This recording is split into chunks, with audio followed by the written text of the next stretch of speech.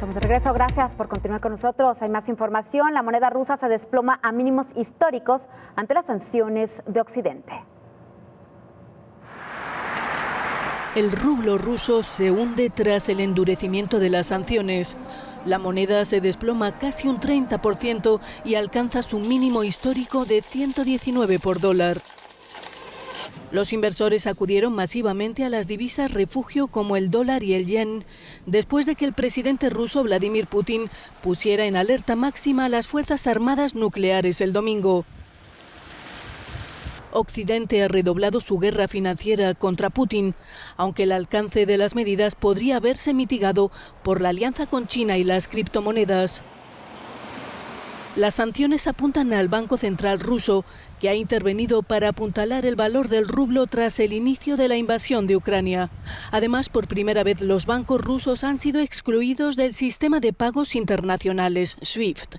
Los principales bancos rusos, como el Sberbank y el VTB Bank, han asegurado a sus clientes que podrán acceder a sus depósitos en rublos y realizar cambios en monedas extranjeras como dólares y euros.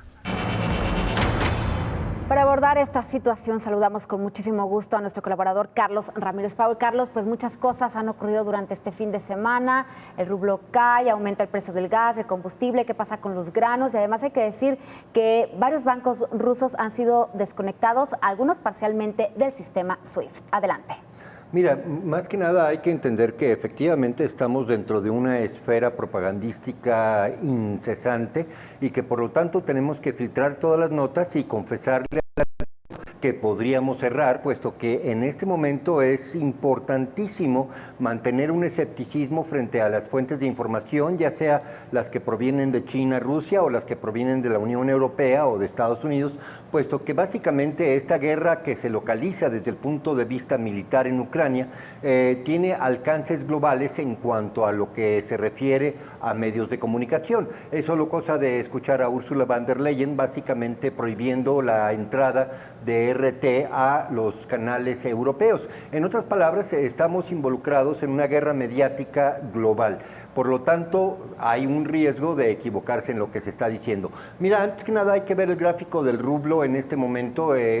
Tenemos una situación en donde efectivamente se disparó hasta 110 rublos para bajar a 95.46 en este momento. Mira, es una situación crítica para los rusos, pero mira, te puedo referir anecdóticamente que el sábado en la noche se estaba especulando sobre la posibilidad de que el rublo alcanzara 170 al dólar. En otras palabras, una caída del 50%. Y esto se estuvo manejando de una manera fuerte, se empujó en medios de comunicación. Una vez más, puntualizando lo que es básicamente una guerra mediática en contra de Rusia en este momento. Y bueno, sí, efectivamente, tenemos al rublo en 95.46, sin embargo, es muy posible que en la calle, en Moscú, si alguien quiere comprar rublos, bueno, pues tenga que ofrecer un premio de 110 rublos o 140 rublos por dólar. Es una cuestión de manejo de mercado negro. Bueno, en la siguiente lámina que tenemos el mapa más o menos aproximado de las hostilidades, mira, lo que podemos ver es en la parte este, efectivamente estamos viendo que se está cerrando una pinza sobre lo que fue la línea de contacto entre las repúblicas separatistas de Luhansk al norte y de Donetsk al sur. En otras palabras, parte de la especulación informada que teníamos nosotros en torno al movimiento ruso se está cumpliendo, puesto que lo más granado, la élite de las fuerzas operativas ucranianas se encontraban precisamente en esa línea de contacto. En este momento hay ya un asedio fuerte sobre Mariupol al sur o al sureste y sobre una ciudad que no es tan grande demográficamente, pero que es el centro de operaciones militar de la parte este ucraniana, que es Berchansk, que se encuentra aproximadamente a 40 kilómetros al oeste de Mariupol. Esto cerraría totalmente el acceso al mar de Azov por parte de los ucranianos. Sin embargo, mira, si vemos esta lámina y la comparamos con la que dejamos el día viernes, pues básicamente no ha habido un avance significativo estratégico por parte de las fuerzas rusas. No se ha tomado Kharkov, hay enfrentamientos dentro de la ciudad, no se ha tomado Kiev, ni siquiera se ha rodeado completamente hasta donde tenemos la información.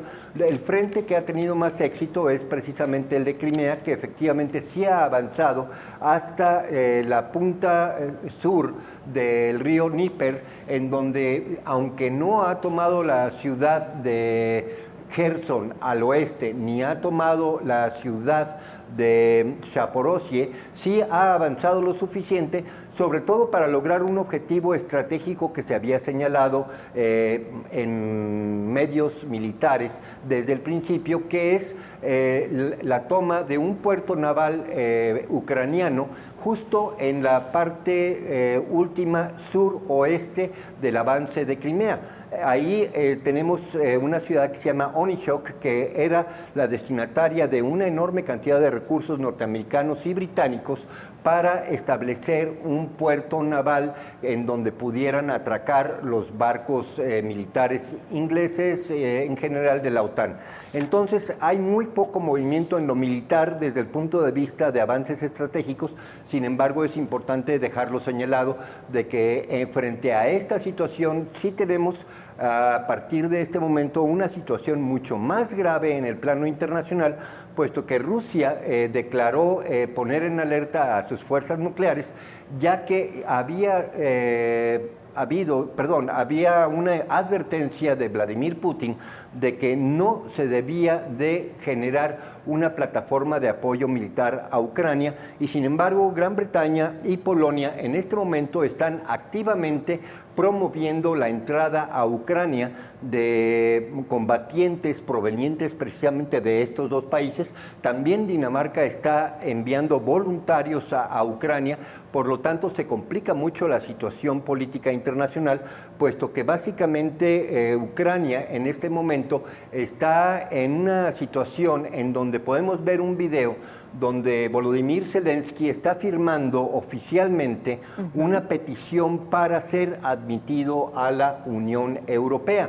Este acto formal, al mismo tiempo que se están sosteniendo pláticas de negociaciones entre los rusos y los ucranianos, pues básicamente acelera un proceso en donde Ursula von der Leyen entra a primer plano, puesto que con una petición formal por parte de Zelensky de ser admitido a la Unión Europea, si Ursula von der Leyen consigue suficientes votos en el Parlamento Europeo para empujar esta admisión, pues básicamente hay que entender que, aunque no es la OTAN, un conflicto con Ucrania que estuviese dentro del seno de la Unión Europea, básicamente sería el poner a la Unión Europea en pie de guerra con Ucrania. Obviamente esta es una lógica de escalamiento brutal, en donde efectivamente el movimiento de Vladimir Putin se entiende, puesto que, en otras palabras, lo que estamos encontrando en este momento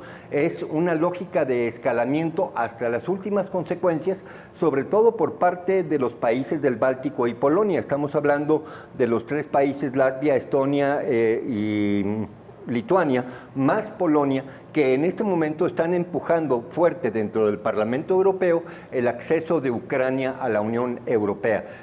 Es una situación muy delicada la que estamos viviendo y estoy seguro que en las próximas 24 horas habrá más noticias.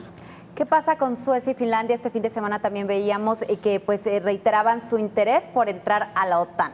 Es una situación también muy delicada. Hay que recordar que la relación entre Finlandia y Rusia, centenaria, siempre ha sido tensa, pero de neutralidad en términos generales, con una excepción cuando Joseph Stalin, antes de la Segunda Guerra Mundial, quiso invadir a través del estrecho de Karelia y fue derrotado contundentemente por los finlandeses hace ya, antes de la Segunda Guerra Mundial. Entonces ha habido un pacto de neutralidad entre Finlandia y Rusia. Si la actual primer ministro de Finlandia decide solicitar ingreso a la OTAN, pues eso genera una situación de conflicto mayor también para la OTAN frente a Rusia. En otras palabras, estamos viviendo todavía una lógica de escalamiento en donde absolutamente ninguna iniciativa por parte de Estados Unidos, Gran Bretaña o la Unión Europea mucho menos la OTAN, han querido generar una plataforma de negociación, sino que todavía están apretando tuercas. Carlos, escuchamos también este fin de semana que diversos países, la Unión Europea, le cerraba el espacio aéreo a Rusia. Rusia contestó de la misma manera. Hoy se da a conocer que el Reino Unido también cerraba sus puertos. ¿Qué implica esto? ¿Qué consecuencias tendrá también pues en el ámbito económico que ya nos comentabas? Y lo que abordábamos también el viernes de este bloqueo, de este desconecte de los bancos rusos al sistema SWIFT. Aún no le cierran el gas a Europa, ¿verdad? No, efectivamente, puesto que la Unión Europea y Alemania han sido muy cuidadosos de mantener los canales de pago abiertos, precisamente porque cualquier sanción a Rusia es básicamente darse un tiro en el pie por parte de la Unión Europea. Es muy sencillo. Rusia es un estado autárquico, autosuficiente en comida y energéticos, y es exportador de estos dos productos. Cualquier sanción a Rusia, pues obviamente se convierte en una puñalada trapera propinada por el mismo autor de la sanción. Alemania, sin el energético ruso, básicamente tiene que paralizar su industria en cuestión de una semana. Por lo tanto, dichas sanciones van a ser muy selectivas. Muchísimas gracias, Carlos. Los ojos del mundo puestos en este conflicto entre Rusia y Ucrania que va en escalada.